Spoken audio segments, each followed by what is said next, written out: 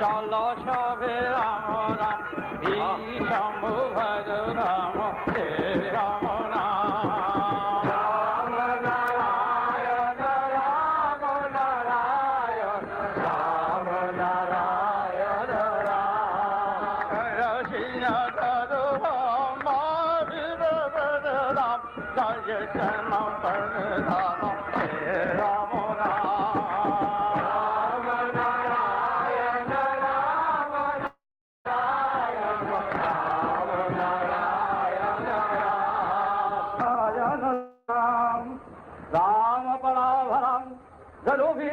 राधराम जगेदिदं चतुधासित राधा पराधरनाम राम नारायण राम अनेको ब्रह्म पड़ाल चलो राम संकेत राम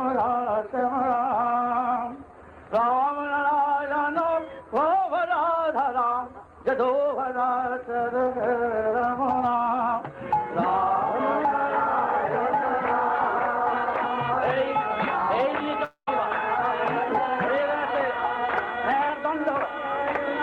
কথা বলবে রাম নারায়ণ রাম নারায়ণ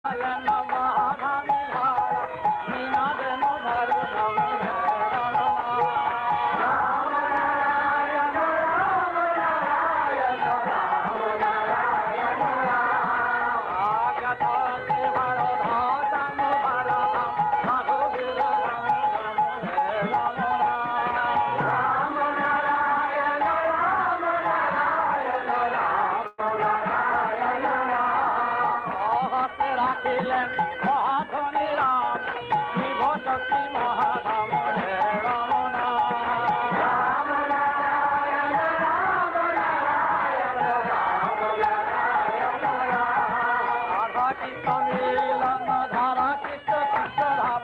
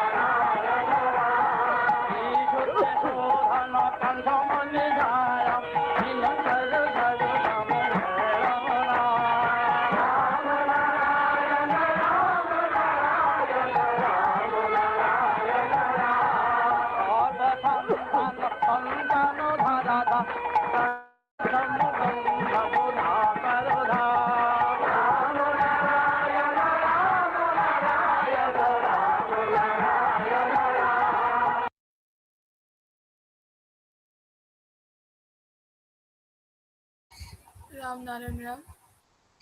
অভিষেক দা আছো? হ্যাঁ, রাম নারায়ণ রাম।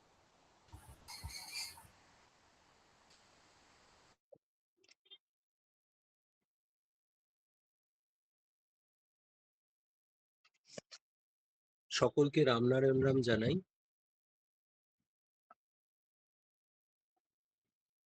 শ্রাবণ মাস, তাই মহামৃত্যুঞ্জয় মন্ত্র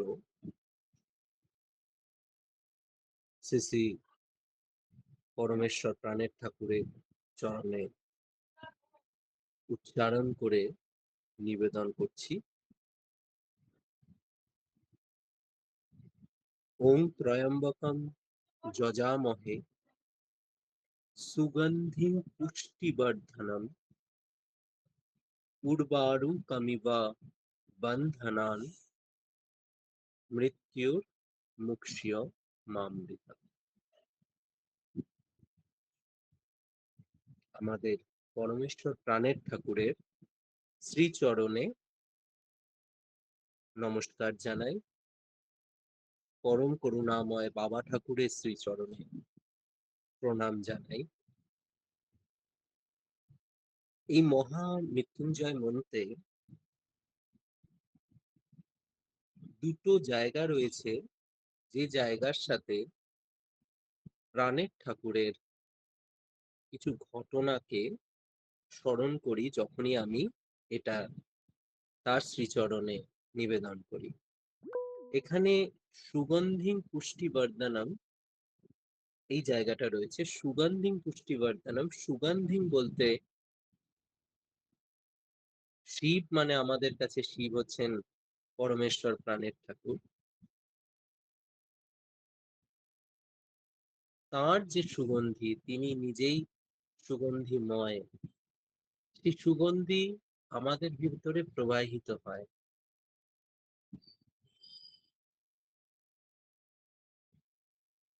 প্রাণের ঠাকুর একবার রাতুল কাকুর বাড়িতে, যেহেতু রাতুল কাকুর বাড়িতে খুব ঘরোয়া ক্লাস হতো, ঠাকুর একবার বলছিলেন যে এই যে তোমাদের গালে গাল ঠেকাচ্ছি, আদর করছি, তোমরা তো শুধু দেখছো বাবুনদা আদর করলো, কিন্তু আমার ব্যাক অফ দ্য মাইন্ডে সবসময় চলে আমার স্পর্শে স্পর্শে যেন তোমাদের গ্ল্যান্স গুলো ফুটে যায়। তো এই কথাটাকে স্মরণ করে যখনই সুগন্ধিং পুষ্টিবর্ধনম কথাটা তার সামনে উচ্চারণ করি, এটা কোথাও আমার হৃদয়ে এসে বাড়ি খায়। তিনি বলছেন আমার স্পর্শে স্পর্শে যেন তোমাদের গ্ল্যান্স গুলো ফুটে যায়। আরেকটি কথা রয়েছে, উর্বারু কামিবা বন্ধনান, খুব সুন্দর একটা উদাহরণ দিয়েছে যে পাকা ফল বা পাকা শসা যখন সেটা পেকে যায় তখন ডাল থেকে ওটা বিচ্ছিন্ন হয়ে যায়। তো মানুষও অর্থাৎ জীব যখন পাকা হয়ে যায়, নিজেকে আধ্যাত্মিকভাবে পাকা করে ফেলে, তখন সে এই জড় জগৎ থেকে নিজেকে মুক্ত করে ফেলে। তাই এখানেও এই যে পাকা শব্দটা যখনই আসছে, তখন প্রাণের ঠাকুরের বিভিন্ন ক্লাসে আমরা এই শব্দটা কিন্তু শুনতে পাই, যে পাকা করা নিজেকে। তাই প্রাণের ঠাকুরের শ্রীচরণে এই মহামৃত্যুঞ্জয় মন্ত্র শ্রাবণ মাসে উচ্চারণ করে নিবেদন করছি যে তার শ্রীচরণে থেকে আমরা যেন নিজেরা আধ্যাত্মিকভাবে পাকা হতে পারি তাঁর আশীর্বাদে। এটা আমাদের কিছু না, আমরা নিজেরা হতে পারবো না, তাঁর আশীর্বাদে যেন পাকা হতে পারি। মনে পড়ে গেল, তাই সকলের সাথে শেয়ার করলাম যে মহামৃত্যুঞ্জয় মন্ত্রটা আমি কিভাবে তার শ্রীচরণে নিবেদন করি। এই মুক্তির থেকেই, যে আত্মার মুক্তি, এই আত্মার মুক্তি থেকেই প্রাণের ঠাকুরের আরেকটি কথা আমার মনে পড়ে যাচ্ছে, যেটিকে আমি আবার আপনাদের সামনে তুলে ধরছি। প্রাণের ঠাকুর সেখানে বলছেন, অর্থাৎ এখানে আমরা যে শাস্ত্রে বর্ণিত মুক্তির কথা শুনে এসছি, আর বাবা ঠাকুর এবং প্রাণের ঠাকুর যে মুক্তির কথা বলছেন, সেই মুক্তিটা আসলে কি মুক্তি, সেটা প্রাণের ঠাকুরের কথা থেকে আমি তুলে ধরছি। প্রাণের ঠাকুর বলছেন, আমাদের পরমেশ্বর প্রাণের ঠাকুর বলছেন, তোমাদের এখানকার সব শাস্ত্র থেকে তোমরা আত্মার মুক্তি বলতে এতদিন যা জেনেছ বা বুঝেছ, এইটা তার চেয়ে অনেক অনেক বড় কিছু, যা তোমাদের পক্ষে ধারণাতে আনাই সম্ভব নয়। এখানে আত্মার মুক্তি বলতে আত্মার সাফারিং একটু কমিয়ে দেওয়া, বা পরবর্তী স্টেজে আবার জন্ম নেওয়ার পর আত্মার চলার গতি যদি কিছুটা সমস্যা কমিয়ে সহজ করে দেওয়া যায়, এইটা আর কি। মৃত্যুর পর আত্মার একের পর এক অনেকগুলি স্তর থাকে, সবকটি স্তর অতিক্রম করলেই তবেই সত্যিকারের মুক্তি। গ্রসলি কনসিডার করলে 7টি স্তর, প্রতিটি স্তরে 3টি করে ইন্টারিম সাব লেভেল, সব শুদ্ধ মোটামুটি 21টি স্তর। এই স্তরগুলোর মধ্যে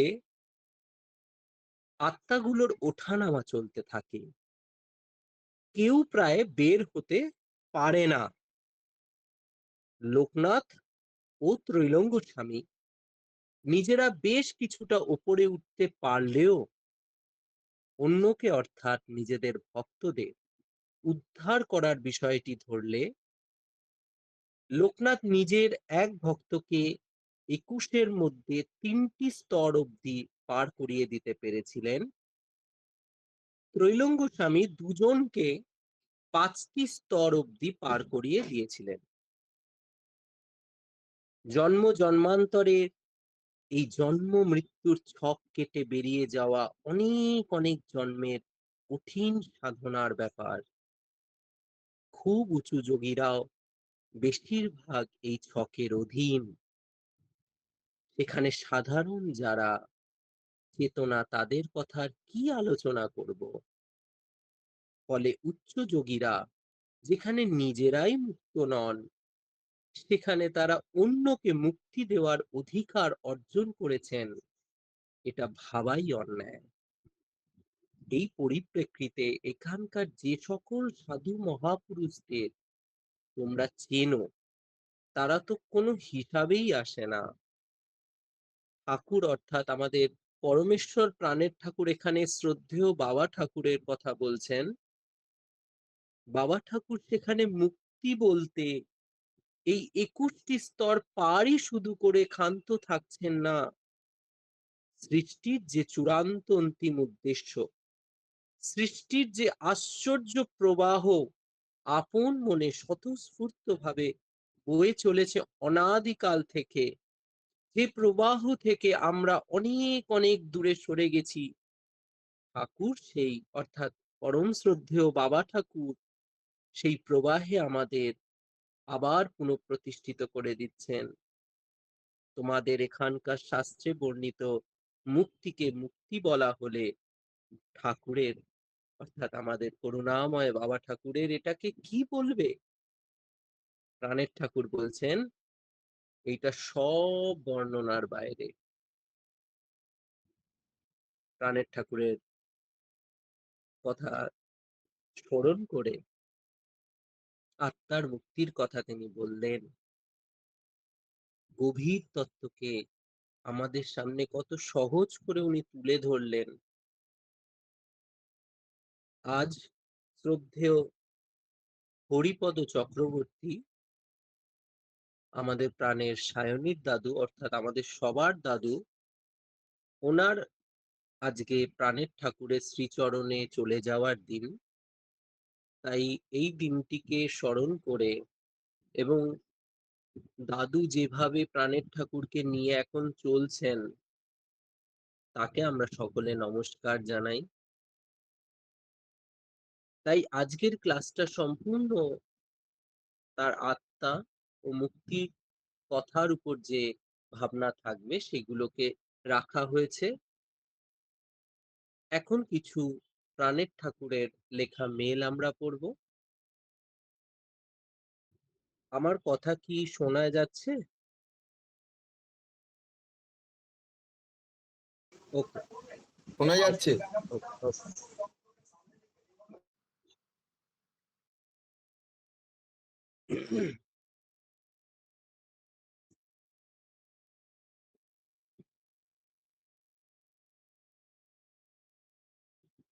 সায়নী, তুমি একটু স্ক্রিনটা শেয়ার করবে। করে দিচ্ছি। রামনারায়ণ রাম। রাম নারায়ণ রাম।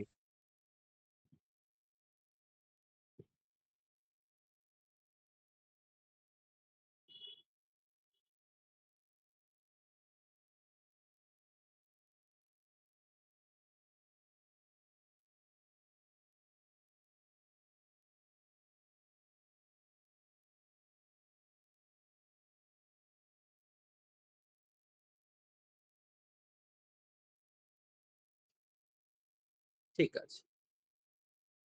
রাম নারায়ণ রাম। আমাদের পরম সৌভাগ্য যে আমরা প্রাণের ঠাকুরের লেখা কিছু মেল একটা সময় পেয়েছিলাম। তো এটা যে আমাদের কাছে কত বড় পাওয়া সেটা হয়তো ভাষায় বলতে পারবো না। তার একটি মেল পড়ছি। যেহেতু শ্রাবণ মাস, এখানে শ্রাবণ মাসের উল্লেখ রয়েছে। এই মেলটি আমাদের পরমেশ্বর প্রাণের ঠাকুর শ্রদ্ধেয় রীতা দিদিভাইকে উদ্দেশ্য করে লিখেছিলেন। প্রাণের ঠাকুর লিখছেন, পা এখন অনেকটা আগের জায়গায় ফিরে এসেছে। শ্রাবণ মাস, কোথা থেকে সবাই এসে পড়ে, এত ভালোবাসে, না করলে খুব কষ্ট পাই, তাই না বলতে পারি না। জল লেগে লেগে দুটো পা একদম সাদা হয়ে গিয়েছিল। ডক্টর মিশ্রা কয়েকদিন ধরে রোজ এসে মলম লাগিয়ে দিয়েছেন। বয়স্ক মানুষ, পায়ে হাত দিলে খারাপ লাগে, কিন্তু কিছুতেই শুনবেন না। খাওয়ার ওষুধ আর দুদিনের আছে, তারপর বলেছে আর খেতে হবে না। রাঘব এখন অনেকটাই ভালো, ওর জ্বর আর আসেনি। এখন মুসৌরি গেছে বাজার করতে। শ্যামা ভালো আছে, ওর কোমরের ব্যথা অনেক কমেছে। কাল ওর একটা খুব কান্নাকাটি করা ভিডিও ক্লিপ এসেছে। শ্যামার সাথে আমার চেয়ে রাঘবের বেশি কথা হয়। আমার খবর রাঘবের থেকে শ্যামা নিয়ে থাকে। মুসৌরি যাওয়ার আগে ফোন করেছিল, কি বাজার করবে তাই নিয়ে কথা হচ্ছিল। রাঘব যার কথা শ্যামাকে বলেছে, এখানে শ্রদ্ধেয় শ্যামশ্রীদির কথা প্রাণের ঠাকুর বলছেন, তাকে এর আগেও দেখেছি কিনা ঠিক মনে পড়ছে না। রাঘব যখন শ্যামাকে বলেছে আগেও তাকে দেখেছি, তখন হতেও পারে। আমার কৌতূহল আরেকটু বেশি হলে ভালো হতো, অনেক কিছু তাহলে নজরে আসতো। শুনেছি রাত্রে আমার ঘরের বাইরে বারান্দায় এসে বসেন, ভোর হলে চলে যান। রাঘব বলেছে শ্যামাকে যে সেই দেবীজি খুব সুন্দরী, একটা বিশাল ত্রিশূল সাথে নিয়ে বসে, বিশাল ত্রিশূল সাথে নিয়ে আসেন। আজ ভোরবেলা একটু হাঁটবো বলে বেরিয়েছিলাম, দেখলাম বারান্দায় বসে ধ্যান করছেন। কাছে যেতেই প্রণাম করে উঠে দাঁড়ালেন। দু চোখ জলে ভরা, আমি তো জড়িয়ে ধরেছি। ওনার কান্না উনার কান্না থামতেই চায় না। তারপর আমি হাঁটছি, দেখি উনি আমার পিছনে, পিছনে আসছেন। চতুর্বেদীর দোকানের কাছে এসেছি। আমাকে দেখতে পেয়ে চতুর্বেদী আর ওর বউ বেরিয়ে এসে প্রণাম করছে। তখন একবার পিছনে তাকিয়ে দেখি উনি নেই, চলে গেছেন। এই অনন্ত অসীম মহাশূন্যের বিশাল গহ্বরে কত কি যে রয়েছে তার কোনো হিসেব নেই। তোমরা আশ্চর্য হয়ে পড়ো অদ্ভুত কিছু দেখলে। আমি কোনো কিছুতেই অবাক হই না। আপন মনে চলি। কোন অনন্ত সুদূরে আমার মন যে হারিয়ে থাকে নিজেও খেয়াল করি না। এখন কিছুদিন একটু একা বসবো ভাবছি। মাঝে মাঝে রাত্রে সেই বৃদ্ধ আসেন, কাল এসেছিলেন। খুব ভালোবাসেন আমাকে। এসে শুধু তাকিয়ে থাকেন, কখনো কিছু বলেননি। তিনি চেতনার আর চৈতন্যের সীমানার ব্যক্তি। কত উন্নত অবস্থান যে ভাষায় ব্যক্ত করা যায় না। এখানে গায়ত্রীর যে স্ট্যাটাস তার অনেক উপরে তিনি। চেতনা ও চৈতন্য শব্দ দুটো এর জন্য আলাদা করে বোঝা দরকার। সেই আদিতম কনসাসনেসকে ঠাকুর বলছেন চেতনা। এখানে পরম করুণাময় বাবা ঠাকুরের কথা বলছেন প্রাণের ঠাকুর। সেই আদিতম কনসাসনেসকে বাবা ঠাকুর বলছেন চেতনা, যাকে কোনোদিন নাগালে আনা যাচ্ছে না। তার প্রকাশটা দেখা যাচ্ছে বিশ্বজোড়া চৈতন্যের মাধ্যমে। যেমন ধরো, দেহের মুভমেন্টের মাধ্যমে আত্মার প্রকাশ। যে মুহূর্তে আত্মা চলে যাচ্ছে, দেহ নিথর হয়ে পড়ে থাকছে। অর্থাৎ আত্মা নিজেকে ব্যক্ত করছে দেহের মাধ্যমে। এইবার তুমি যখন আত্মার নাগাল পাবে, তখন বুঝতে পারবে সেটাও একটা দেহের মতন ব্যাপার। শুধু কনস্টিটিউটিং ইনগ্রেডিয়েন্টস গুলো অনেক বেশি রিফাইন্ড। সেই আত্মারূপী দেহের মাধ্যমে আরো ফাইনার, আরো সূক্ষ্মতর কোনো চৈতন্য বস্তুর প্রকাশ ঘটে চলেছে। এইভাবেই চলে আসছে অনন্ত স্টেজেস। কিন্তু সেই চূড়ান্ত আদির নাগাল পাওয়া যাচ্ছে না। তিনি আড়ালেই থেকে যাচ্ছেন। ঠাকুর এখানে খুব সুন্দরভাবে দুটো গ্রস ক্যাটাগরাইজেশন করেছেন পরম শ্রদ্ধেয় বাবা ঠাকুর। এখানে সেই আদিতম সূক্ষ্মতম কনসাসনেস, যার নাম দিয়েছেন চেতনা, তার থেকে উদ্ভূত বাকি সবকিছু হলো চৈতন্য। ঠাকুর বলছেন, শিশুন্যাসা ত্বমাবীরে স্বমন্তা ব্রহ্মমানিহা ভুভাবি। চৈতন্যের মাধ্যমে সেই চেতনার প্রকাশ। যখনই কেউ বলছে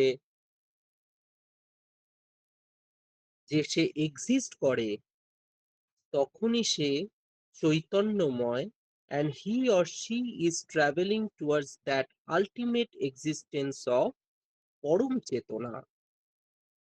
এই চলা অনন্ত যুগ ধরে চলছে। হাইয়েস্ট স্টেটে যারা চলে গেছে, তাদের বলা হয় they belong to the border line of চেতনা অ্যান্ড চৈতন্য। সেই বৃদ্ধ যার কথা একটু আগে বলছিলাম, তার স্টেটাস বোঝাতে গিয়ে এত কথা লিখতে হলো। এখন এখানেই রাখছি সোনা। আমার ছোট্ট দুটো বন্ধু এসেছে, অর্জুন আর নিহারিকা, ভাই বোন। ভাই ক্লাস 3, বোন ক্লাস 1। আমি অলিম্পিক্স গেম নিয়ে ভালো জানি না বলে ওদের খুব দুঃখ। আমাকে অলিম্পিক্সের খবরাখবর দেবে বলে এসেছে। ওদের মা দিয়ে গেল। ভালো থেকো সোনা আমার।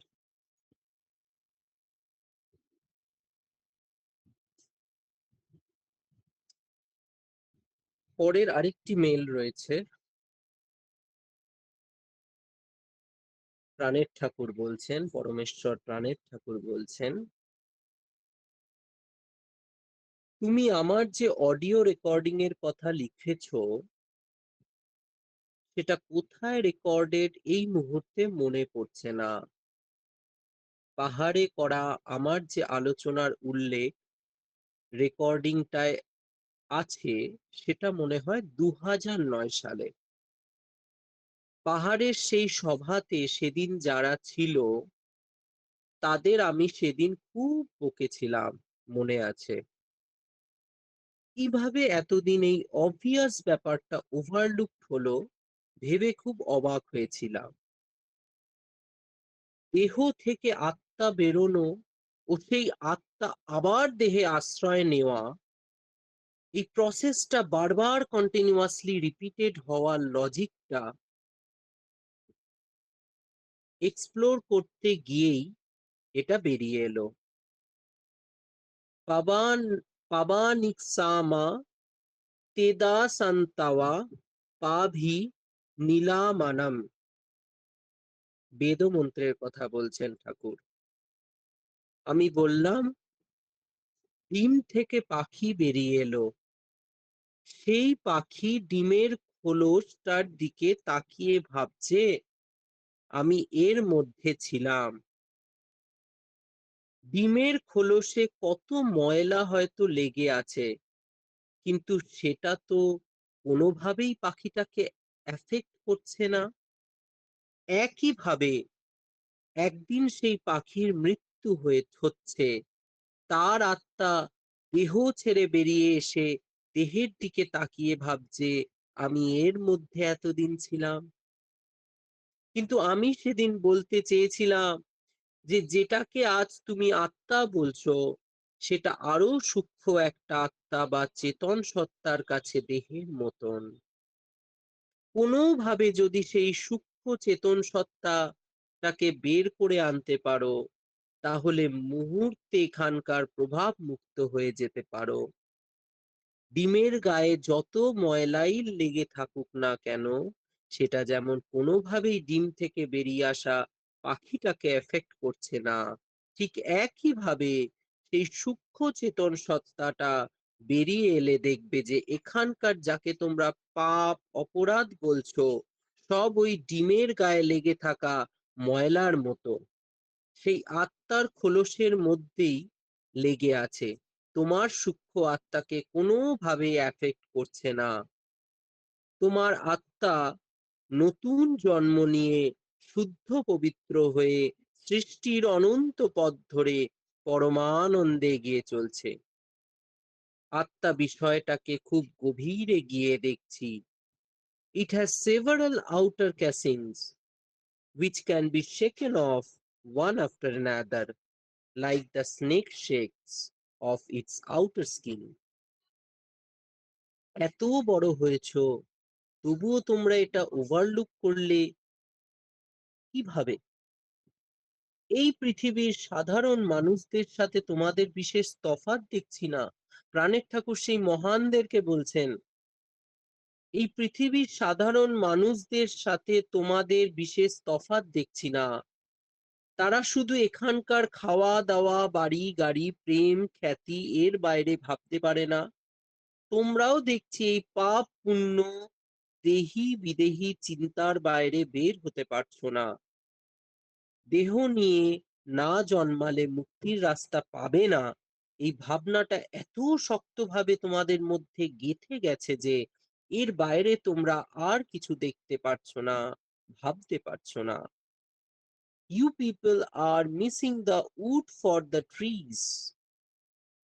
পাপ পুণ্য এই সমস্ত কনসেপ্ট দ্বারা তোমরা ওভারওয়েলমিংলি ইনফ্লুয়েন্সড হয়ে এদের থেকে নিষ্কৃতির রাস্তা হিসেবে একমাত্র বিদেহী অবস্থা থেকে দেহ নেয়ার ভাবনাতেই বিভোর হয়ে আছো। ডাইনামিক ইকুইলিব্রিয়ামের মতো দেহি থেকে বিদেহী আবার বিদেহী থেকে দেহি এই প্রসেসটাকেই পারপিচুয়ালি মেনটেন করে স্টেটাস কিউ রক্ষা করে চলেছ। এখানকার সাধারণ যারা তারা একভাবে একই চক্রের মধ্যে ঘুরপাক খাচ্ছে, তোমরা আরেকভাবে আরেকটা চক্রের মাঝে ঘুরপাক খেয়ে চলেছ। এতদিন সাধারণ যারা, তাদের কাজকর্মের লজিক ভালো বুঝতাম না, এখন তো দেখছি তোমাদের ভাবনা চিন্তার লজিকও খুব ভালো বুঝতে পারছি না। ওদের বকে আমার সেদিন খুব কষ্ট হয়েছিল। ওরা আমাকে জড়িয়ে ধরে কাঁদছে। আমি উঠে চলে আসছিলাম, ওখান থেকে আরেক জায়গায় যেতে হবে, ওরা আসতে দিচ্ছে না। কাঁদতে কাঁদতে জড়িয়ে ধরে আটকে রাখতে চাইছে। ওদের বললাম, আরো গভীরে যাও, enlarge your innermost consciousness, light up your spirit, আত্মার আরো গভীরে যাও।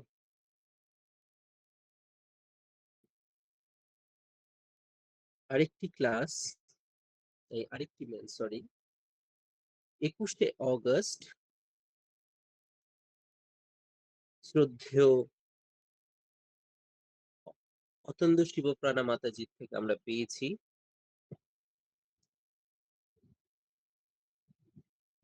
মেলটিতে বলা হচ্ছে,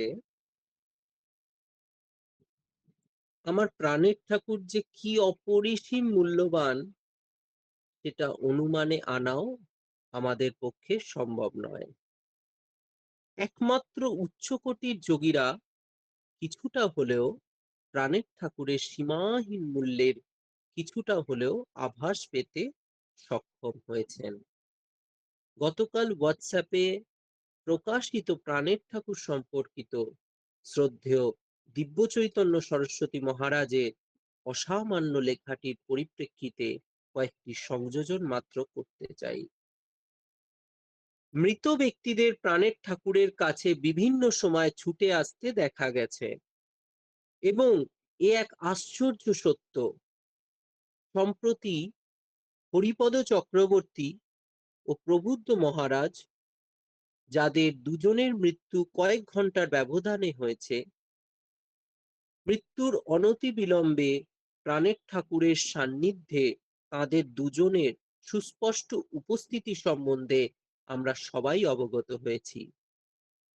ঘটনাচক্রে যে ঘরে সেই দিন প্রাণের ঠাকুর ধ্যানমগ্ন ছিলেন, অন্যদের সাথে আমিও সেখানে থাকবার পরম সৌভাগ্য লাভ করেছিলাম। এর আগেও বহুবার বিদেহীদের প্রাণের ঠাকুরের কাছে ছুটে আসবার খবর আমরা পেয়েছি। তার চেয়েও বড় কথা, কটা ঘটনার কথাই বা আমরা জানতে পেরেছি। এটা খুব ইম্পর্টেন্ট কথা উনি লিখেছেন, যে প্রতি মুহূর্তে কত যে ঘটনা ঘটে যাচ্ছে আমরা তো আভাসই পাই না। আমরা এক দুটো ঘটনা নিয়ে আমরা অবাক হয়ে যাই, হ্যাঁ, অনেক কিছু ভাবি। হ্যাঁ, এরকম প্রতি মুহূর্তে আমাদের প্রাণের ঠাকুরের কিছু না কিছু ঘটনা ঘটেই চলেছে। এই জাতীয় বহু ঘটনা বিভিন্ন সময় বিভিন্ন জায়গায় ঘটছে, যার কোনো খবর আমরা জানতেও পারিনি। তবুও যে ঘটনাগুলো আমাদের গোচরে এসেছে তার সংখ্যাও সামান্য নয়। মৃত আত্মাদের প্রাণের ঠাকুরের কাছে এই ছুটে আসা নিয়ে শ্রদ্ধেয় দিব্য চৈতন্য সরস্বতী মহারাজের অপূর্ব লেখাটি পড়তে পড়তে মনে হলো, মৃত আত্মাদের এই ছুটে আসাকে ব্যাখ্যা করার জন্য সাংখ্য দর্শন ও যোগ দর্শনের দৃষ্টিকোণ থেকে আত্মাকে বুঝতে পারাটা জরুরি। সাংখ্য দর্শন সৃষ্টিকে পুরুষ ও প্রকৃতি এই দুইটি ভিন্ন সত্তার প্রকাশ রূপে দেখে থাকে। প্রাণের ঠাকুরকে যেটুকু সামান্য অনুভবে আনতে পেরেছি, তার থেকে এটাই উপলব্ধি করতে সক্ষম হয়েছি যে সাংখ্য দর্শনে যে পুরুষ ভাবনাকে আমরা দেখে থাকি, আমার প্রাণের ঠাকুরের ভাবনা সাংখ্য মত ছাড়িয়ে আরো বহু দূরে এগিয়ে গেছে, যার নাগাল পাওয়া উচ্চ যোগীদের পক্ষেও সম্ভব নয়। যেদিন থেকে এই উপলব্ধি আমার হয়েছে, সেই দিন থেকে আমার কাছে আমার প্রাণের ঠাকুরই পরম পুরুষ। তাই সাংখ্য দর্শন আলোচনাকালে আমি পুরুষের জায়গায় চৈতন্য শব্দটি ব্যবহার করব। সাংখ্য দর্শন অনুযায়ী চৈতন্য ও প্রকৃতি দুটো সত্তাই নিত্য, এবং এরা কেউই একে অপরের উপর নির্ভরশীল নন। সাংখ্য মতে প্রকৃতি ত্রিগুণাত্মিকা, সত্য রজতম, এই তিন গুণের সমাহার প্রকৃতি। প্রকৃতির মধ্যে দুটি অবস্থা দেখা যায়, সাম্য অবস্থা আর চঞ্চল অবস্থা। সাম্য অবস্থাকালে প্রকৃতির যে তিনটি গুণ অর্থাৎ সত্য রজ তম, তারা নিখুঁত সমতায় অবস্থান করে, অর্থাৎ তিনটি গুণের প্রত্যেকটি তখন এক তৃতীয়াংশ করে প্রকৃতিতে বিরাজিত থাকে। সত্য রজ আর তম এই তিনটি গুণের মধ্যে সত্য প্রকৃতির শান্ত অবস্থা, রজ গতিমান অবস্থা, আর তম হলো প্রকৃতির শিথিল অবস্থা। সত্য আর তম বাহ্যিক প্রকাশ অনেকটা একই রকম, কিন্তু গভীর অনুসন্ধানে দেখা যাবে যে সত্য শক্তিকে অতিক্রম করে গেছে আর তম গুণে শক্তির প্রকাশ নেই। চেতনার স্পর্শে প্রকৃতির এই সাম্য অবস্থায় আলোড়ন ওঠে ও তখন সত্যরজতম প্রকৃতির এই তিন গুণের মধ্যে বৈষম্যের সৃষ্টি হয় এবং প্রকৃতি সাম্য অবস্থা থেকে চঞ্চল অবস্থায় রূপান্তরিত হয়। চেতনা এবং তার সঙ্গে প্রকৃতির সত্যরজতম এই তিনটি গুণের বৈষম্য অবস্থার মিশ্রণে যে অবস্থার সৃষ্টি হয় তাকে বলা হয় মাহাত। কঠোপনিষদ এই অবস্থাকে সমষ্টি চৈতন্য বা কসমিক ইন্টেলেক্ট বলে থাকে। এই অবস্থা থেকেই আমরা যাকে আত্মা বলে জানি তার আদিতম অবস্থার উৎপত্তি হয়, অর্থাৎ এটাই আমাদের ব্যক্তি চৈতন্যর প্রাইমর্ডিয়াল সুপ। উপনিষদ আত্মাকে সর্বোচ্চ আসন দিয়েছে, অহং ব্রহ্মাস্মি। তাই আমি মৃত ব্যক্তির আত্মাকে উল্লেখ করার জন্য আত্মা না বলে ব্যক্তি চৈতন্য বলবো। উচ্চকোটি যোগীরা তাদের সাধনার সর্বোচ্চ অবস্থায় এই সমষ্টি চৈতন্য বা কসমিক ইন্টেলেক্টকে উপলব্ধি করতে পারেন এবং নিজেদের ব্যক্তি চৈতন্যকে সমষ্টি চৈতন্যের মাঝে মিশিয়ে দিতে সক্ষম হন। এটাই আপাতত আমাদের কাছে মুক্তি লাভের সর্বোচ্চ অবস্থা। এই সমষ্টি চৈতন্য বা কসমিক ইন্টেলেক্টেরও উপরে আত্মার অবস্থান। এই সমষ্টি চৈতন্য বা কসমিক ইন্টেলেক্টেরও উপরে আত্মার অবস্থান, যে কারণে আমি এই আলোচনায় আত্মা শব্দটি ব্যবহার না করে ব্যক্তি চৈতন্য শব্দটি ব্যবহার করছি। যারা পরম শ্রদ্ধেয় বাবা ঠাকুরের আত্মা বা বিদেহী সম্পর্কিত আলাপগুলি মনোযোগ দিয়ে শুনেছেন তারা নিশ্চয়ই অবগত আছেন যে মুক্তি বোঝাতে পরম শ্রদ্ধেয় বাবা ঠাকুর চূড়ান্ত অবস্থায় এই সমষ্টি চৈতন্য বা কসমিক ইন্টেলেক্টের কথাই বলছেন। পরম শ্রদ্ধেয় বাবা ঠাকুরের ভাবনা থেকে আমাদের প্রাণের ঠাকুরের ভাবনাকে আমরা এই জায়গায় একটু আলাদা হতে দেখি। কারণ পরম শ্রদ্ধেয় বাবা ঠাকুরের ভাবনা যেখানে মূলত সমষ্টিগত, যে কারণে সেটা সমষ্টি চৈতন্য কেন্দ্রিক, সেখানে প্রাণের ঠাকুরের ভাবনা একক পথের অনুসারী, যে কারণে প্রাণের ঠাকুরের ভাবনা সমষ্টি চৈতন্য কেন্দ্রিক অবস্থা ছাড়িয়ে একক আত্মার পথে চলে গেছে। আপাতত আমরা সাধারণ ব্যক্তি চৈতন্যের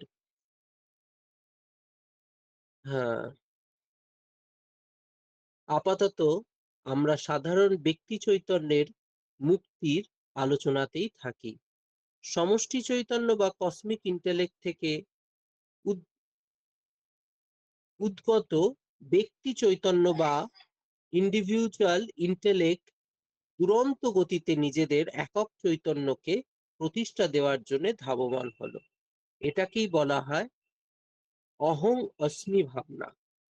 কি কারণে অহং ব্রহ্মাস্মি না হয়ে অহং অস্মি ভাবনায় ব্যক্তি চৈতন্যের এই অনুগমন, তার স্পষ্ট কোনো ব্যাখ্যা কোনো আধ্যাত্মিক শাস্ত্র দিতে পারলেও এখানে উল্লেখ করা অনিবার্য যে পরম শ্রদ্ধেয় বাবা ঠাকুর যে অনবদ্য ভঙ্গিতে এই একক ব্যক্তি চেতনাকে প্রতিষ্ঠার মুক্তিকে উপস্থাপিত করেছেন সেটা অতুলনীয় এবং আমাদের প্রাণের ঠাকুরের অধ্যাত্ম দার্শনিক ভাবনার মূল ভিত্তিভূমি খুঁজতে গেলে বারে বারে পরম শ্রদ্ধেয় বাবা ঠাকুরের এই আঙ্গিকখানিতে আমাদের ফিরে ফিরে আসতে হয়। দ্রুত ধাবমান ব্যক্তি চৈতন্য ৫টি অংশে বিভাজিত হয়। আকাশ, বায়ু, অগ্নি, জল, ক্ষিতি। এই ৫টি প্রকাশ শুধু ৫টি নামকরণ। আমরা যে অর্থে এদের জানি সেইভাবে না দেখে এই ৫টি বিভাগ উপনিষদ যেভাবে ব্যাখ্যা করেছে, অর্থাৎ ৫খানি গুণমাত্র হিসেবে দেখতে হবে। এই ৫টি গুণেরই পঞ্চপ্রকাশ আমরা আমাদের দেহে দেখতে পাই। শব্দ অর্থাৎ আকাশ, স্পর্শ অর্থাৎ বায়ু, রূপ অর্থাৎ অগ্নি, রস অর্থাৎ জল এবং গন্ধ অর্থাৎ ক্ষিতি। এই ৫টিকে বলা হয় পঞ্চতন্মাত্রা। মৃত্যুর সাথে সাথে ব্যক্তি চৈতন্য এই পঞ্চতন্মাত্রা নিয়ে চলতে থাকে, যার উল্লেখ অতি সুন্দরভাবে আমরা পরম শ্রদ্ধেয় বাবা ঠাকুরের ২রা সেপ্টেম্বর ১৯৮৫ সালের ভাষণে পেয়েছি। এই পঞ্চতন্মাত্রা বা ৫টি গুণ যা কিনা বীজ আকারে ছিল, তা যখন ব্যক্তি চৈতন্যের অবস্থা থেকে দেহের রূপ নেয়, তখন এই ৫টি গুণের বীজ হতে এক একটি ইন্দ্রিয় রূপ নেয়। শব্দ বা আকাশ থেকে কান জন্ম নেয়, স্পর্শ বা বায়ু থেকে ত্বকের জন্ম হয়, অগ্নি বা রূপ থেকে চোখ জন্ম নেয়, জল বা রস থেকে জিহ্বার জন্ম এবং ক্ষিতি বা গন্ধের থেকে নাসিকা ইন্দ্রিয় রূপ লাভ করে। এক একটি ইন্দ্রিয় শুধুমাত্র তারা নির্দিষ্ট কর্মটুকুই সমাধা করতে পারে, অর্থাৎ চোখ দেখতে পাবে কিন্তু শুনতে পারবে না, অর্থাৎ নাক গন্ধ নিতে পারবে কিন্তু দেখতে পারবে না, এই জাতীয়। একমাত্র আমাদের মন এই ৫টির মধ্যে সমন্বয় সাধন করে ৫টিকেই একসঙ্গে অনুভব করতে পারে। মনের কর্মকাণ্ডকে ৪টি ভাগে দেখা যেতে পারে। এক, অনুসন্ধানাত্মিকা বা ডেটা গ্যাদারিং, তখন মনকে বলা হয় চিত্ত। এরপর আসে সংকল্প বিকল্প, যা ডেটা অ্যানালিসিস। যখন মন ঠিক বেঠিক বিচার করতে শুরু করে, তখন মনকে বলা হয় মানস। এরপর আসে নিশ্চয়াত্মিকা বা ডেটা ফিক্সিং। যখন মন কর্মকে দিশাদান করে, তখন মনকে বলা হয় বুদ্ধি। এরপর আসে অভিমানাত্মিকা বা অহং বা ডেটা ইউজেজ। এই জায়গাটা হলো সবচেয়ে গুরুত্বপূর্ণ, কারণ এই মুহূর্তটিতে ব্যক্তি চৈতন্য এই পুরো পদ্ধতিটির সাথে নিজেকে মুক্ত করে দিল এবং এই মুহূর্ত থেকে আমরা যাকে কর্মফল বলে থাকি সেটা রেজিস্টার্ড হতে শুরু করে। সাধারণ ব্যক্তি চৈতন্যের চিত্ত, মানস বা বুদ্ধির উপর নিয়ন্ত্রণ থাকে না বলেই চলে। একমাত্র অভিমানাত্মিকা অবস্থাকে সে নিজের নিয়ন্ত্রণে রাখতে পারে। উচ্চকোটির যোগীরা সাধনার গভীরে ডেটা গ্যাদারিং কে নিয়ন্ত্রণে আনতে পারলেও পূর্ব জন্মের স্মৃতি থেকে তারা তাদেরও রেহাই নেই। মৃত্যুর মুহূর্তে দেহ হারালেও এই পঞ্চতন্মাত্রা মৃত ব্যক্তি চৈতন্যের সাথে চলতে থাকে, যেটা ব্যক্তি চৈতন্যের আইডেন্টিটি রক্ষার জন্য জরুরিও বটে। কিন্তু ব্যক্তি চৈতন্যের তখন বিভ্রান্ত অবস্থা, কারণ ব্যক্তি চৈতন্য তখন পাগলের ন্যায় সেই সমষ্টি চৈতন্য বা কসমিক ইন্টেলেক্টের দিকে ধাবিত হতে চায়। কারণ একমাত্র সেই কসমিক ইন্টেলেক্ট মিশে যেতে পারলেই যে ব্যক্তি চৈতন্যের সকল কষ্টের অবসান সেটা সে কিছুটা হলেও তখন অনুভবে আনতে পারে। তার সারা জীবনের উদ্দেশ্যহীন কর্ম সকল যে তাকে কোথাও পৌঁছে দিতে সক্ষম হয়নি, সেটা সে হাড়ে হাড়ে তখন বুঝতে পারে। কর্মফলের বন্ধনে আটকে পড়ে হাসফাস করতে থাকা বিদেহী ব্যক্তি চৈতন্যের কাছে তখন তার জাগতিক সকল আত্মীয় পরিজন অপ্রয়োজনীয় ও অপ্রাসঙ্গিক হয়ে পড়ে। খুব ইম্পর্টেন্ট, কারণ তাদের কারুরই যে তখন ব্যক্তি চৈতন্যকে তার সেই করুণ অবস্থা থেকে মুক্তি দেওয়ার ক্ষমতা নেই। বিদেহী ব্যক্তি চৈতন্য খুঁজতে থাকে এমন কাউকে যে তাকে পৌঁছে দিতে পারে সেই সমষ্টি চৈতন্যের অসীম সাগরে। প্রতিভু বৈখানি যারাই অনুধাবনে সক্ষম হয়েছেন তারাই জানেন যে প্রাণের ঠাকুরের অবস্থান সমষ্টি চৈতন্য বা কসমিক ইন্টেলেক্টেরও অনেক অনেক উপরে। তাই যে কোনো আত্মাকেই একমাত্র আমার প্রাণের ঠাকুরই যে মুক্তির চূড়ান্ত অবস্থায় পৌঁছে দেওয়ার অধিকারী, নিজের প্রেমের সাগরে সেই ব্যক্তি চৈতন্যকে অবগাহন করিয়ে আমার প্রাণের ঠাকুর সেই বিদেহী ব্যক্তি চৈতন্যের সকল কর্মফলকে নাশ করে তাকে পৌঁছে দেন সমষ্টি চৈতন্য বা কসমিক ইন্টেলেক্টের আনন্দময় মহাসাগরে, যেখানে গেলে আর চাওয়া পাওয়ার কিছু থাকে না, সেখানে গেলে আর জন্ম মৃত্যুর চক্রে পড়তে হয় না। তাই বিদেহী অবস্থায় প্রাণের ঠাকুরের সাথে পরিচিত হওয়ার সুযোগ ঘটেছে এবং প্রাণের ঠাকুরের সাথে মধুর সম্পর্ক রয়েছে এমন যে কোনো বিদেহী ব্যক্তি চৈতন্যই যে মৃত্যুর সাথে সাথে সুযোগ পেলে প্রাণের ঠাকুরের কাছে ছুটে আসতে চাইবেন সেটা বলাই বাহুল্য। তাই আমরা দেখি বিভিন্ন সময় প্রাণের ঠাকুরের কাছে বিদেহী ব্যক্তি চৈতন্যদের আনাগোনা, যার দৌলতে বিদেহী ব্যক্তি চৈতন্য প্রাণের ঠাকুরের সান্নিধ্য লাভ করেছেন সেই ব্যক্তিকে মুক্তির আগে তারা প্রণাম জানিয়ে চলে যান। মুক্তির পথে যাত্রা শুরু করার আগে এই জায়গাটা দাদুর কথা উল্লেখ আছে। মুক্তির পথে যাত্রা শুরু করার আগে হরিপদ চক্রবর্তী যেমন তার নাতনিকে ও প্রবুদ্ধ মহারাজ যেমন স্বামী পূর্ণানন্দগিরি মহারাজকে তার প্রণাম জানিয়েছেন। এখানে নাতনি অর্থাৎ আমাদের প্রাণের সায়নীর কথা বলা হচ্ছে। কোটি কোটি জন্ম লেগে যায় যে অবস্থা প্রাপ্ত হতে প্রাণের ঠাকুরের সামান্য কৃপা স্পর্শে ব্যক্তি চৈতন্য অনায়াসে ও অতি সহজে সেই অবস্থায় পৌঁছে যায়। তাই প্রাণের ঠাকুরের মূল্য সীমাহীন সীমাহীন সীমাহীন। এখানকার কোনো সাধক মহাপুরুষ দেব দেবীর সাথেই তাই আমাদের প্রাণের ঠাকুরের কোনোভাবে তুলনীয় নয়।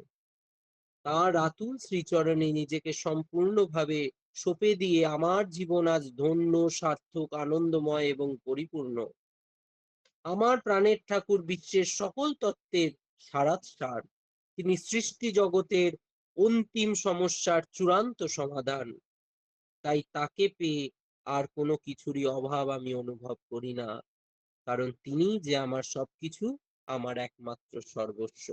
প্রাণের ঠাকুর আমাদের পরমেশ্বর প্রাণের ঠাকুরের শ্রীচরণে আমাদের সকলের প্রণাম। পরম করুণাময় বাবা ঠাকুর শ্রী শ্রী বালক ব্রহ্মচারী মহারাজের চরণে আমাদের সকলের প্রণাম। রাম নারায়ণ রাম।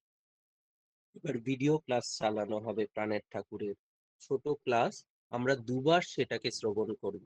রাম নারায়ণ রাম। রামনারায়ণ রাম।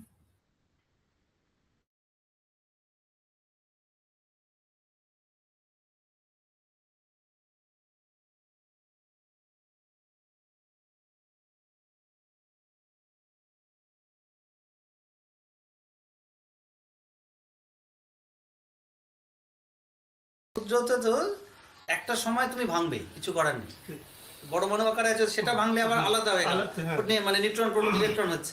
আরো ক্ষুদ্রে গেল, তার অস্তিত্বটা মেনটেন থাকে না। একটা সময় সবাইকে পড়ে যেতে হচ্ছে, হেরে যেতে হচ্ছে। তার বাইরে সে পারবে না, পারবে মানে তার অস্তিত্ব নেই। জীব না থাকলে স্বাদ নেবে কে? তো এই অ্যাকচুয়ালি সব সময় কণা, কতগুলো কণা তুমি কমান্ড করছো চাবুক মেটে, বুঝতে পারছো? যেমন প্রজা করে তেমনি অনেক কটা হাজার হাজার কণার হাজার হাজার ইচ্ছা চলছে। তুমি তাদের উপর ডমিনেট করছো, যেহেতু তারা তোমার আন্ডারে। তারা তুমি মাইনা দিলে তারা মাইনা পায়, তুমি খেতে দিলে তারা খেতে পায়। তো মৃত্যুর পরেও এইটাই চলে, বুঝতে পারছো? এখন যেমন একটা জায়গায় আটকে আছে বলে বেরোচ্ছে না, কিন্তু কণাগুলো স্ক্যাটার থাকে হাজার লক্ষ চিন্তায়। এটা জোরে জপে। আর কেউ যদি গ্লুয়োর কাজটা করে দেয়, আঠার কাজটা করে দিতে পারে। অঙ্কটা বেসিক হচ্ছে, তোমাকে এক জায়গায় এগোতে হবে। এখন নয় তোমাকে নিজে জব তপের দ্বারা জুড়তে হবে, আর কারোর যদি আঠার ফ্যাক্টরি থাকে, সে যদি জোরে তার ব্যাপার, কারোর সাথে কারোর মিল। এই যে তত্ত্ব জিজ্ঞাসা যায়, ছোটবেলার পেন্সিল চুরি থেকে শুরু করে বুড়ো কালে সব এক ছড়ানো থাকে। এবং সেটা এই বলটাই এতটুকু ধরো 6 মাইল যে বেডটা মানে চওড়াটা বাতাস জুড়ে এতটা জায়গা নিয়ে ছড়িয়ে থাকে, তো ওই একসাথে অ্যাকুমুলেটেড হতে পারে না, তার বেদনা তার কষ্ট সবকিছু মিলে। তো ব্যাপারটা বেসিক অঙ্কটা এই জায়গাটা। এটাই রোজকার তুমি কত দূর এগিয়েছো, রোজকার আজকের কত দূর এগিয়েছো সেটা রোজকার। প্রকৃতি খুব মেটিকুলাস, খুব নেচার, খুব প্রত্যেক এবং খুব ডিভোটেড তার তোমাকে জানানোর জন্য। সেটা স্বপ্ন একটা দৃষ্টান্ত। স্বপ্নে যেমন তোমার কমান্ডটা নেই, কিন্তু স্বপ্নে তবু একটা অবয়ব রয়েছে, ফলে তুমি স্বপ্নে বিপদে পড়লে তুমি জেগে উঠে তার থেকে রেহাই পাচ্ছ। মৃত্যুর পর এই অপরচুনিটিটা থাকছে না, জাগার আর স্কোপ রইল, ফলে ওই কষ্টটা চলতেই থাকলো কন্টিনিউ হতে, মানে স্নোবল এফেক্ট একটা থাকে, বাড়তে থাকে ওগুলো।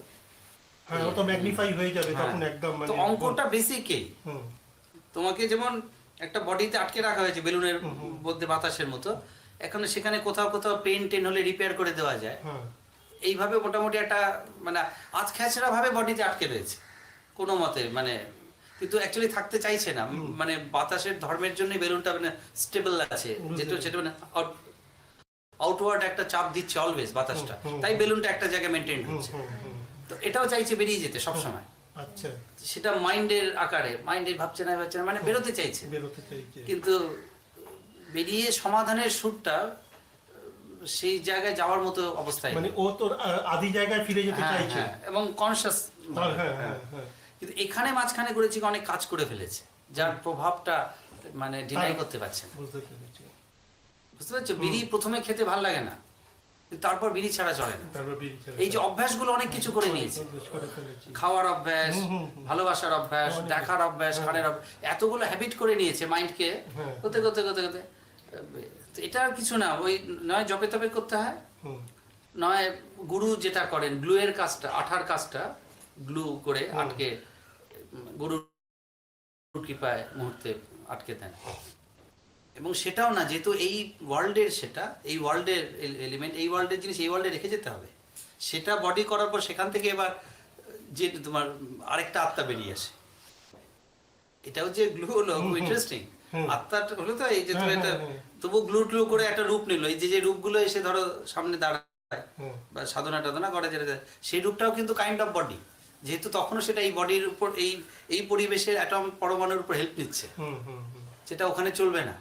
এবার সেখান থেকে আরেকটা জিস্ট বার করে নিতে হয়, সেটা আত্মার হয়ে গেল আরেকটা, যেটা তুই ওখানে আত্মা ভাঙাটা বলেছিলি। হ্যাঁ, মানে ওই জন্য আত্মা বলতে যেটা এসে দাঁড়ায় সেটাও আত্মা নয়, জানে না বলে বলছে এরা। এটা যে এসে দাঁড়ালো আত্মার রূপও নয়, মানে এখানকার থেকে ধার নিয়ে নিয়েছে বডিগুলো, মানে এখানকার কণাগুলোকে ইউজ করছে সে। ফলে সে যেহেতু এখানে ব্যর্থ হয়ে গেছে, ফলে এই ব্যর্থতাটা তার মনে কিন্তু গাঁথা আছে, সে পারবে না। সে জানে এই বডি তো আমার আগেও ছিল, তাহলে কি হলো, তখন তাকে মারধর দিয়ে বোঝানো হয়, এবার এখান থেকে একটা বেরোবে, ওটা বেরিয়ে চলে যাবে। তো একটা সময় তুমি ভাঙবে, কিছু করার নেই, বড় মনে আকারে আছে, সেটা ভাঙলে আবার আলাদা হয়ে গেল, মানে নিউট্রন প্রোটন ইলেকট্রন হচ্ছে, আরো ক্ষুদ্রে গেল, তার অস্তিত্বটা মেনটেন থাকে না। একটা সময় সবাইকে পড়ে যেতে হচ্ছে, হেরে যেতে হচ্ছে, তার বাইরে সে পারবে না, পারবে মানে তার অস্তিত্ব নেই, জীব না থাকলে শান দেবে কে। তো এই অ্যাকচুয়ালি সবসময় কণা, কতগুলো কণা তুমি কমান্ড করছো চাবুক মেটে, বুঝতে পারছো, যেমন প্রজা করে তেমনি অনেক কটা হাজার হাজার কণার হাজার হাজার ইচ্ছা চলছে, তুমি তাদের উপর ডমিনেট করছো, যেহেতু তারা তোমার আন্ডারে, তারা তুমি মাইনা দিলে তারা মাইনা পায়, তুমি খেতে দিলে তারা খেতে পায়। তো মৃত্যুর পরেও এইটাই চলে, বুঝতে পারছো। এখন যেমন একটা জায়গায় আটকে আছে বলে বেরোচ্ছে না, কিন্তু কণাগুলো স্ক্যাটার থাকে হাজার লক্ষ চিন্তায়, এটা জোরে জপে। আর কেউ যদি গ্লুর কাজটা করে দেয়, আঠার কাজটা করে দিতে পারে, অঙ্কটা বেসিক হচ্ছে তোমাকে এক জায়গায় করতে হবে। এখন নয় তোমাকে নিজে জব তপের দ্বারা জুড়তে হবে, আর কারোর যদি আঠার ফ্যাক্টরি থাকে, সে যদি জোরে তার ব্যাপার, কারোর সাথে কারোর মিল। এই যে তত্ত্ব জিজ্ঞাসা আছে, ছোটবেলার পেন্সিল চুরি থেকে শুরু করে বুড়ো কালে সব এক ছড়ানো থাকে, এবং সেটা এই বলটাই এতটুকু ধরো 6 মাইল যে বেডটা মানে চওড়াটা বাতাস জুড়ে এতটা জায়গা নিয়ে ছড়িয়ে থাকে, তো ওই একসাথে অ্যাকুমুলেটেড হতে পারে না, তার বেদনা তার কষ্ট সবকিছু মিলে। তো ব্যাপারটা বেসিক অঙ্কটা এই জায়গাটা। এটাই রোজকার তুমি কত দূর এগিয়েছো, রোজকার আজকের কত দূর এগিয়েছো সেটা রোজকার। প্রকৃতি খুব মেটিকুলাস, খুব নেচার, খুব প্রত্যেক এবং খুব ডিভোটেড তার তোমাকে জানানোর জন্য, সেটা স্বপ্ন একটা দৃষ্টান্ত। স্বপ্নে যেমন তোমার কমান্ডটা নেই, কিন্তু স্বপ্নে তবু একটা অবয়ব রয়েছে, ফলে তুমি স্বপ্নে বিপদে পড়লে তুমি জেগে উঠে তার থেকে রেহাই পাচ্ছ। মৃত্যুর পর এই অপরচুনিটিটা থাকছে না, জাগার আর স্কোপ রইল না, ফলে ওই কষ্টটা চলতেই থাকলো, কন্টিনিউ হতে, মানে স্নোবল এফেক্ট একটা থাকে, বাড়তে থাকে ওগুলো। হ্যাঁ, ওটা ম্যাগনিফাই হয়ে যাবে তখন একদম, তো মানে অঙ্কটা বেসিকই তোমাকে যেমন একটা বডিতে আটকে রাখা হয়েছে বেলুনের মধ্যে বাতাসের মতো, এখন সেখানে কোথাও কোথাও টেন হলে রিপেয়ার করে দেওয়া যায়, এইভাবে মোটামুটি একটা মানে আধখ্যাচড়া ভাবে বডিতে আটকে রয়েছে কোনো মতে, মানে কিন্তু অ্যাকচুয়ালি থাকতে চাইছে না, মানে বাতাসের ধর্মের জন্য বেলুনটা মানে স্টেবল আছে, যেটা সেটা মানে আউটওয়ার্ড একটা চাপ দিচ্ছে অলওয়েজ বাতাসটা, তাই বেলুনটা একটা জায়গায় মেনটেন হচ্ছে। তো এটাও চাইছে বেরিয়ে যেতে সবসময়, আচ্ছা, সেটা মাইন্ডের আকারে, মাইন্ডের ভাবছে না মানে বেরোতে চাইছে, কিন্তু বেরিয়ে সমাধানের সুরটা সেই জায়গায় যাওয়ার মতো অবস্থায়, মানে ও তো আদি জায়গায় ফিরে যেতে চাইছে এবং কনসিয়াস। কিন্তু এখানে মাঝখানে করেছি অনেক কাজ করে ফেলেছে, যার প্রভাবটা মানে ডিনাই করতে পারছে, বুঝতে পারছো? বিড়ি প্রথমে খেতে ভালো লাগে না, তারপর বিড়ি ছাড়া চলে না। এই যে অভ্যাসগুলো অনেক কিছু করে নিয়েছে, খাওয়ার অভ্যাস, ভালোবাসার অভ্যাস, দেখার অভ্যাস, খাড়ের অভ্যাস, এতগুলো হ্যাবিট করে নিয়েছে মাইন্ডকে করতে করতে করতে করতে।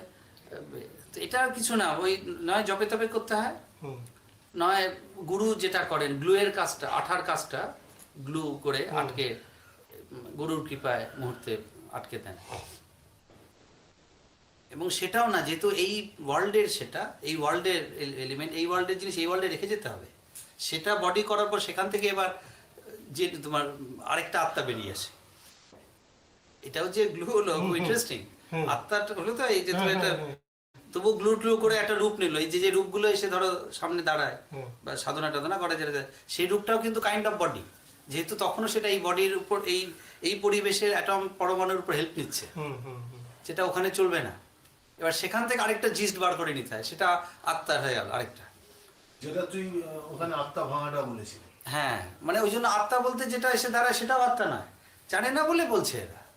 এটা যে এসে দাঁড়ালো আত্মার রূপও নয়, মানে এখানকার ঈদ থেকে ধার নিয়ে নিয়েছে বডিগুলো, মানে এখানকার কণাগুলোকে ইউজ করছে সে। ফলে সে যেহেতু এখানে ব্যর্থ হয়ে গেছে, ফলে এই ব্যর্থতাটা তার মনে কিন্তু গাঁথা আছে, সে পারবে না। সে জানে এই বডি তো আমার আগেও ছিল, তাহলে কি হলো? তখন তাকে মারধর দিয়ে বোঝানো হয়, এবার এখান থেকে একটা বেরোবে, ওটা বেরিয়ে যাবে।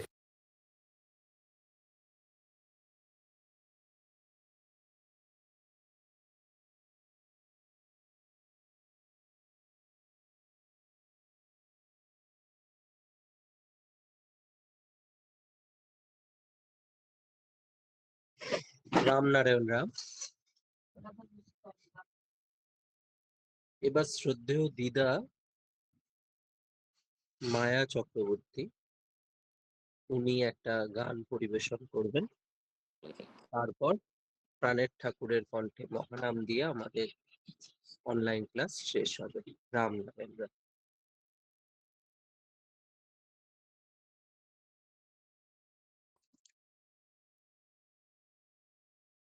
রামনারায়ণ রাম।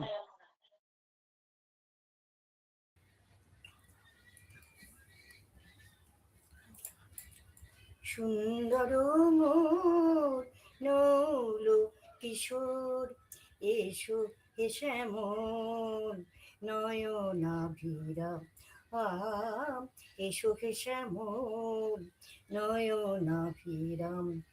পুজিব তোমার মনোবন ছায়া, চরণে রাখি একটি প্রণাম। এসো হে শ্যামল নয়নাভিরাম, এসো হে শ্যামল নয়নাভিরাম।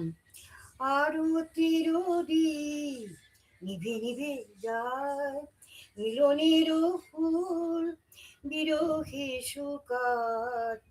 পাষাণ দেবতা কথা নয়ন ধারায় মানে না বিরাম।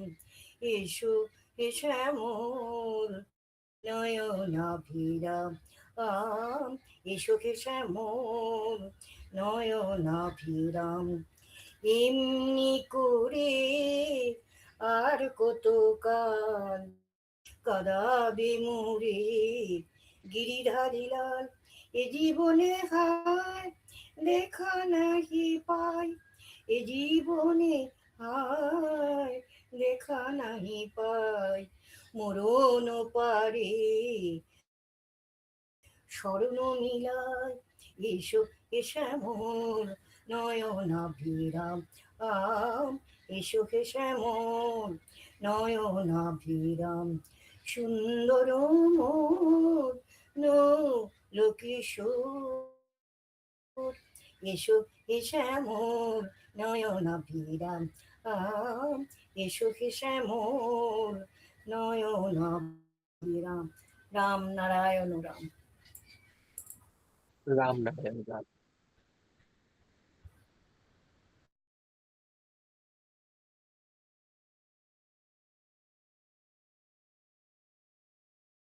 রাম নারায়ণ রাম, রাম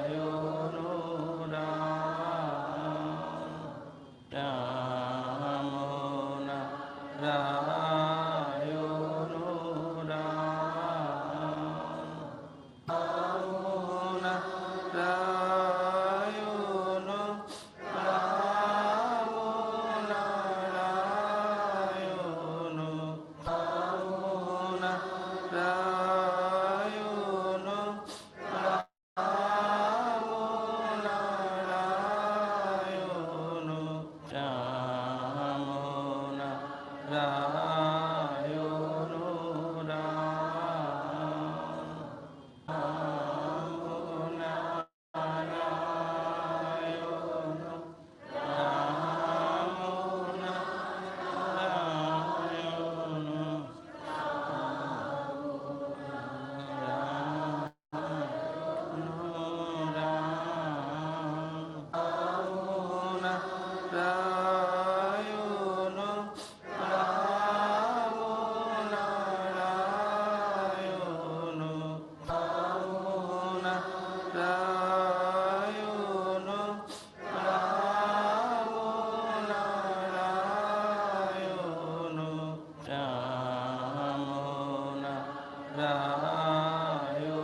নারায়ণ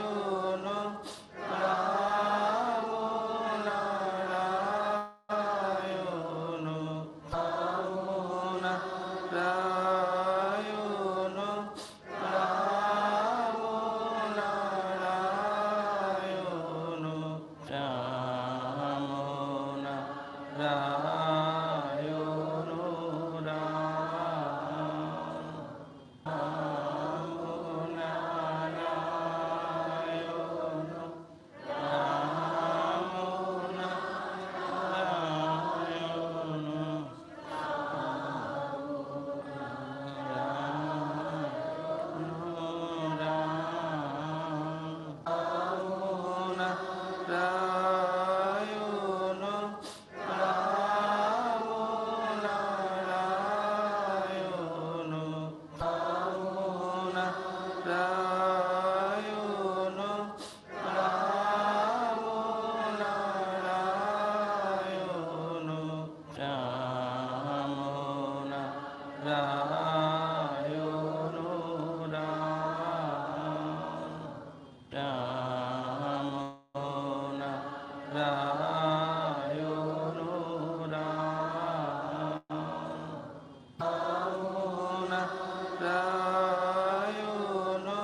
নারায়ণ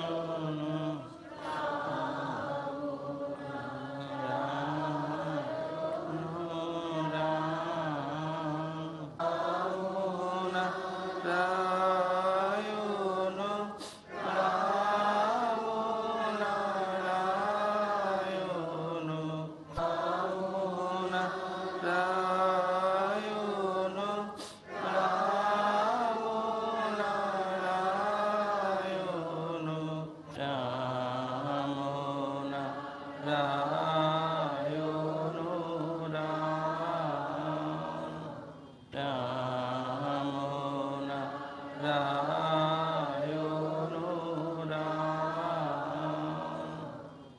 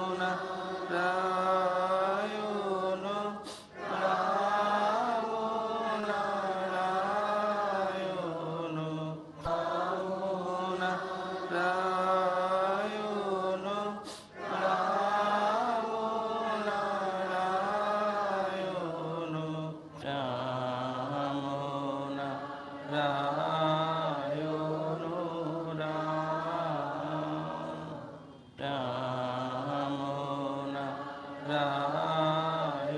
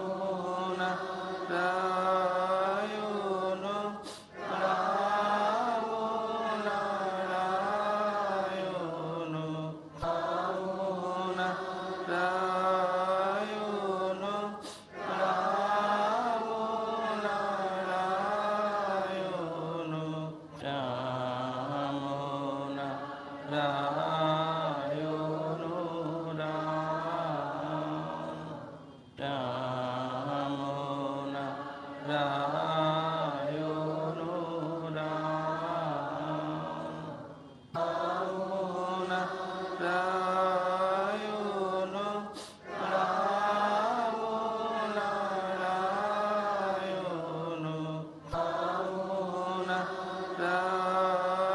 নারায়ণ রায়ণ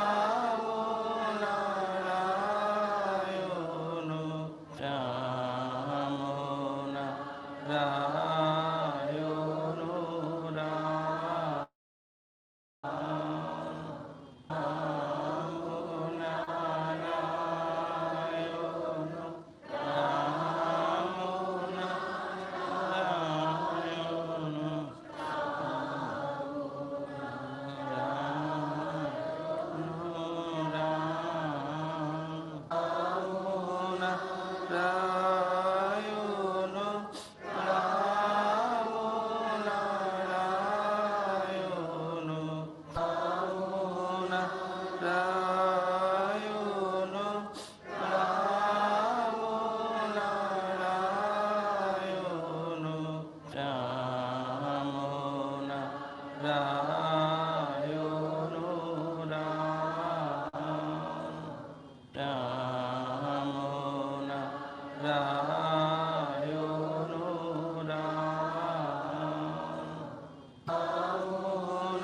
নারায়ণ রাম নারায়ণ রাম নারায়ণ রাম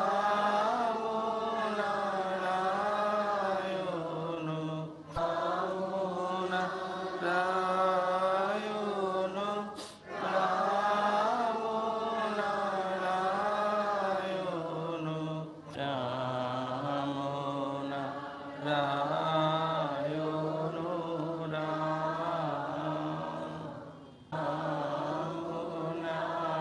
নারায়ণ